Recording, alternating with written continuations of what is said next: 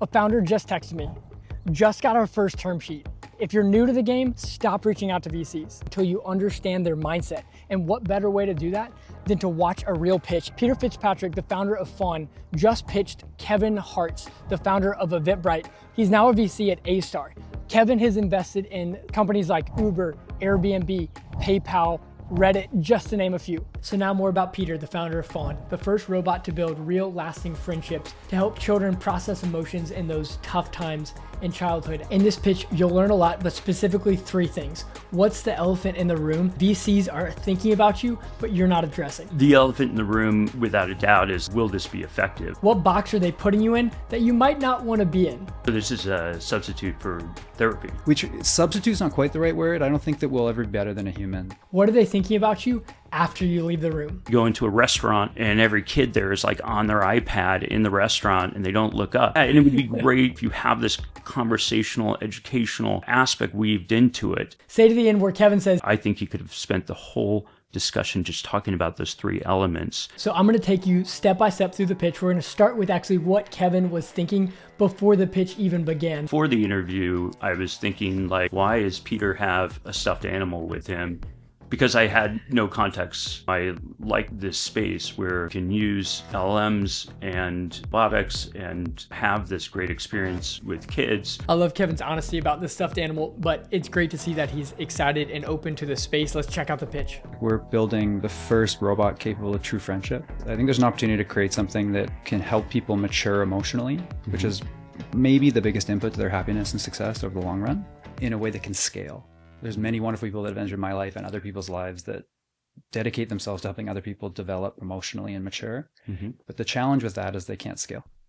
And while I don't think we'll ever be better than a human, I do think we can make something that makes a big difference. I've got more questions in these next period of time we have here. Fawn Friends is like fascinating. Tell me a bit more about this thesis. He seems intrigued. Maybe he hasn't fully gotten it yet. When I was 7 years old, my parents divorced, and it was a pretty difficult decade. Didn't really recognize until I was 28 all the patterns and beliefs that I'd picked up that were then impacting my ability to form strong, intimate relationships, but also perform at work at the level I wanted to perform at. And I came to realize that if I had had someone to talk to about what was going on then, it would have made a huge difference. I love how Peter leads with that vulnerability and really connects with the story. That's one of the things that Kevin compliments him on later. So here comes the first box. VCs see so many founders. They're trying to put you in a box so that they can classify comparables and understand how to analyze the business. So this is a substitute for therapy. Which substitute's not quite the right word. I don't think that we'll ever be better than a human, but a complement. Are you saying that because the FDA will then want to have you go through trials and be licensed or something? Or I don't really want to create something that replaces human connection in the world. What box am I being put into? Do I want to be there? How do I restructure the conversation before so that they make a different assumption? So tell us about how it shows up now. We had a prototype before this version where we did 65 sessions with kids and parents. And then we have a text message model and a voice model that people spend time with, some every day. What would you want to hear so that you would not be concerned about the effectiveness of the product? Some quantitative measure, some means that shows your audience was glued, maybe even if it was on text, that they were doing this for X hours a day. Can we create something people choose to use every day?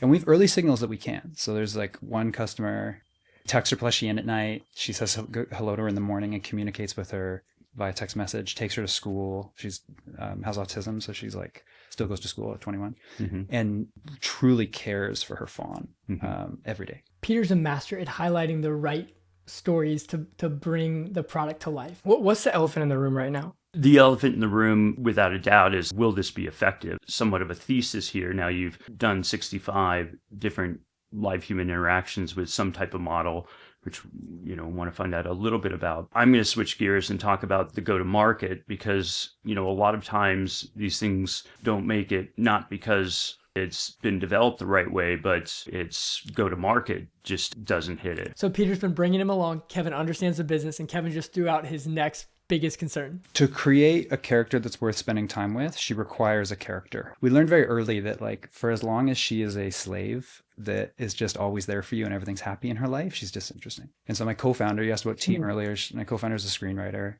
She was at Lego writing cartoons when we founded this business. And our first hire was an art director who just came off the Garfield movie. And so the two of them are creating the world that Fawn comes from. It's a place called Aurora Hollow, where magic lives and animals haven't lost the ability to talk.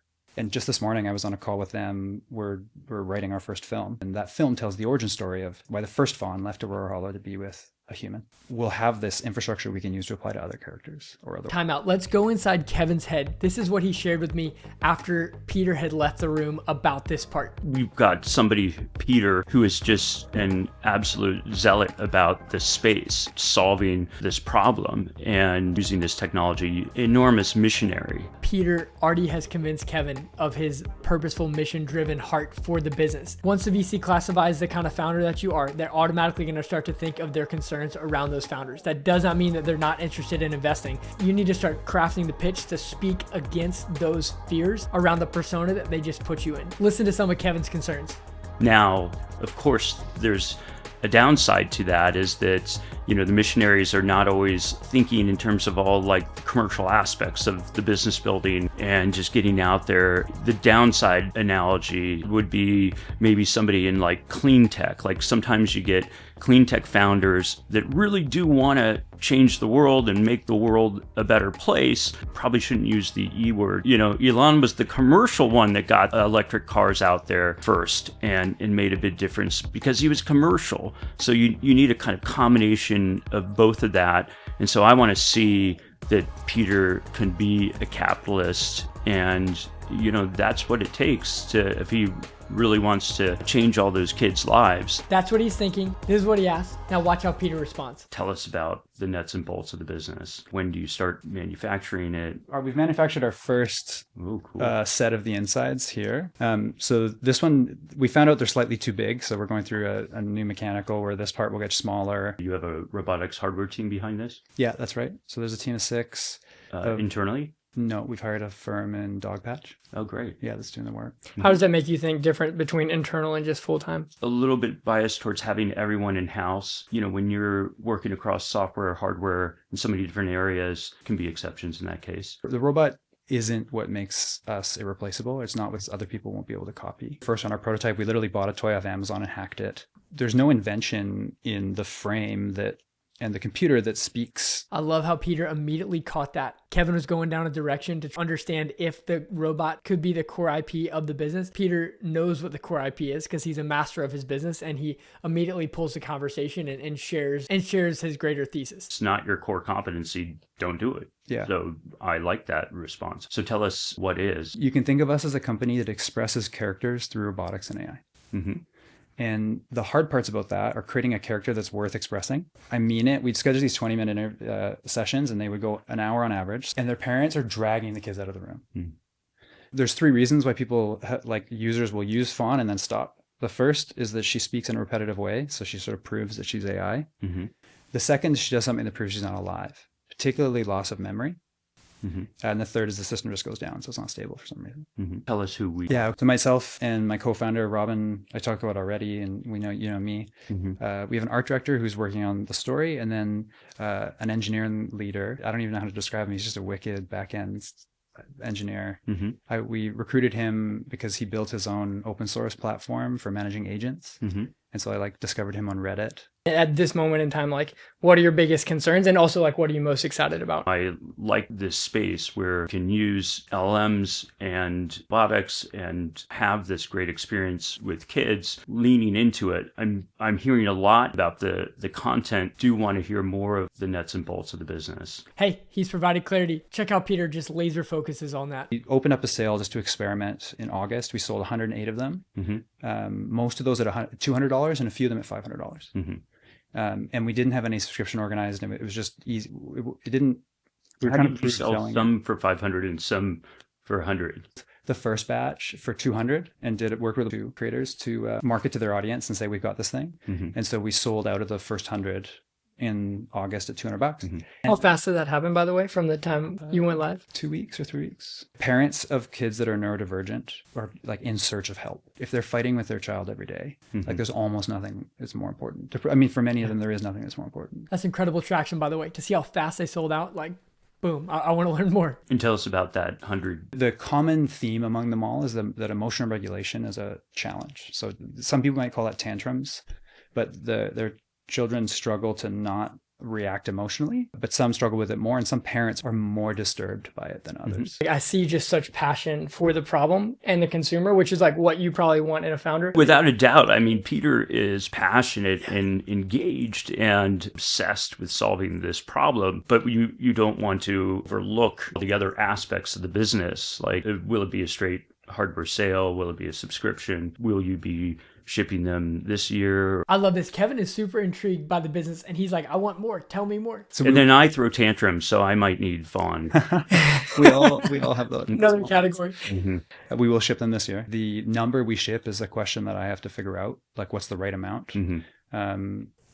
Because what matters most to me is that we create something that we have high confidence. If I ship it, it'll get used every day. And that's the real milestone that matters next. Well, how do you prove that? Look at the conversations, right? So we can see how long people are spending with their fawns. $199 is the cost, and $20 a month for a base subscription. And in the near term, that it'll be that simple. 50% gross margin off the initial sale. Do you think you'll be able to recoup any of with that gross profit of $100 that should recap any spending on marketing or sales or other costs? Well, so the ones we sold so far pay the affiliates. So we work with these creators that introduce us to, right. And they earned 30%. You have that $60 to share with them. If we can get roughly break even and then have the subscription, it'll work. Customers spend more over time. And so you could imagine like therapy support tier that if your youth is in therapy, somehow our fawn can work with the therapist to help like in between sessions. Have you been burned in the past on hardware? Who hasn't? You never get burned, there's just some ventures just don't play out, or, with hardware, as you know, you've got kind of more at stake. You've got this physical item that you've got to cover the cost of and move. And it's great that it has a subscription model to it, but it's always a little trickier and to get that kind of product market fit in it versus software where you can be in the market. You're doing this with texting in an LLM and a child texting, you can get, somewhat of a feel whether it's working or not. Okay, next thing. Kevin wants to know more about the beachhead where they're starting. You mentioned a few different groups here. Do you maybe just focus on the neurodivergent first? Do you focus on a broad audience? We're focusing on neurodivergent first because that's where the need is greatest. Working hard to not become a robot for autism or a robot for ADHD. It fits those audiences well, and our first path to market is through that. And I think start in a smaller market to get to the bigger market. Yeah, exactly. And that's where the need's greatest. It's where parents are like running around really looking for help. And just like that, the casual pitch conversation's over. Peter's headed out. We're about to go under the hood. What are most VCs thinking in their head 5 minutes after? It's kind of optionality. Like should I do this? What if I just waited longer? Like, how can I reduce the risk of this go-to-market piece? There's this kind of hesitation. Now he had a response where he did this kind of test with 65 interviews. Was that substantive enough? I don't know, but I think an investor is questioning like whether or not it's going to hit the market and find that adoration. Like, I love the space in general. Like, we need to bring this, and I just haven't seen. I've been looking for companies of this sort, and just haven't seen too much innovation in this space. He's got that content piece down. He's got a team that's very creative based on that brief interaction that are doing some really creative things. Why do you like this space? I always think more about the educational side. It's an engaging piece. Like, I would hope that it's a replacement to an iPad. Like, if you've ever seen a kid at any age go into a restaurant and every kid there is like on their iPad in the restaurant and they don't look up. And it would be great if you have this conversational, educational aspect weaved into it. There's a big opportunity for him in front of him, and let's see if he can seize it. When you look at evaluating this, what is the framework that you're using? I want to see the evidence that this is going to be truly engaging. I was promoting my own investment, Sesame, which I love. Brendan Uribe, the CEO, is phenomenal. He created a voice model that he strives to make it indistinguishable from a human, and that will be your kind of voice UI of sorts, and that's what one of the many things he's obsessed with doing in this case. Want to see, as much as Peter is obsessed with solving this problem, that he's obsessed with finding those hooks that's going to keep a child engaged in learning and developing. He talked in high level detail about different aspects, particularly memory being very important, or not sounding like a machine. I think he could have spent the whole discussion just talking about those three elements, and that would have been more compelling to me, in my opinion, what I want to see, or what would it take to win in this space. Interesting. Tell me more about those three elements. That one, it doesn't sound like you talk to it and you don't immediately identify it as a machine. And the second, that it remembers basic things about you, or it remembers your conversations. And a lot of this is being developed at the foundational level, but to do something customized for a child is going to take work on their part. I even want to hear, who the engineering team is behind that. And back to Brendan at Sesame, he wants you to be completely fooled when you talk to his AI, and have no difference between that. And he spends a great deal of time and care and resources focused on that problem. What comparables are you thinking for this company besides Sesame? Peloton, that's a really great comp. Peloton had this immense demand when everyone was cooped up and couldn't go to gyms, and then had this crash. And so when you say Peloton, it does unfortunately have a little bit of a brand damage to it, of hardware with a subscription model associated with it. But that is piece to it. It's a media company. It's having this interaction, watching something on your iPad, but interacting with it. I would argue it's a media property. He positions it as therapeutic. And again, you have to be somewhat careful, make sure you're not doling out therapy, capital T. Yeah, I see it as a media property that if you succeed, just like you got to have your Spotify or your Netflix, you would want the Fawn as well. Oh, that's so good. Well, Kevin, thank you for doing this. Hey, I'm Adam O'Donnell, and I'm on a mission to help founders start small and scale fast. Start the company that you've been born to start, and scale it in the best efficient way so it can help the most amount of people. I do this by doing interviews like this, where you learn how to pitch a VC, some of the best VCs in the world, and getting inside their mindset. So when you think like them, you have a much higher chance of getting them to invest in you. Also interviewing founders who've hit product market fit and understanding how they actually did it, not just the theory, step by step, tell me the timeline. What did you do? If you enjoy this content, subscribe, all this stuff, but most importantly, reach out on LinkedIn or email. Adam O'Donnell, boom. How's it going?